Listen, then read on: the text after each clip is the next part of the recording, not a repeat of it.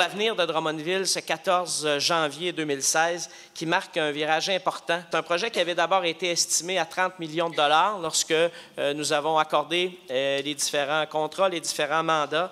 On a pu réviser ce budget-là à 24 millions, donc c'est une économie de 20 %. Et je peux vous confirmer aujourd'hui que ce 24 millions-là, il va être battu, c'est-à-dire que les coûts finaux de la construction du campus vont être inférieurs de quelques centaines de milliers de dollars aux 24 millions qui étaient prévus, je pense. Bravo!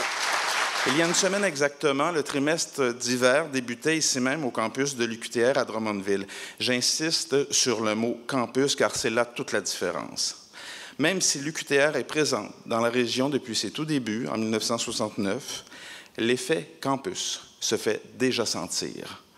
En effet, le nombre d'inscriptions au trimestre actuel atteint 540 étudiants, ce qui représente une augmentation de 25 % par rapport à la rentrée de janvier 2015. Et je suis très heureux de confirmer, chères étudiantes et chers étudiants, que vous provenez à 65 % du centre du Québec et 28 % de la Montérégie.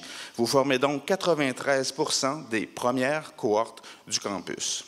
Ce nouveau campus va permettre à nos jeunes, les forces vives de nos municipalités, c'est important de se le rappeler, de demeurer chez eux, de poursuivre leurs études universitaires dans leur ville, dans leur région.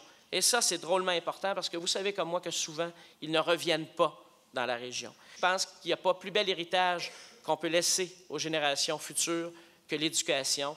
Et c'est avec grand plaisir, évidemment, que la Ville de Drummondville y a contribué. D'ailleurs, pour moi, aujourd'hui, on n'inaugure pas le campus de l'UQTR à Drummondville, on inaugure le premier pavillon du campus de l'UQTR à Drummondville.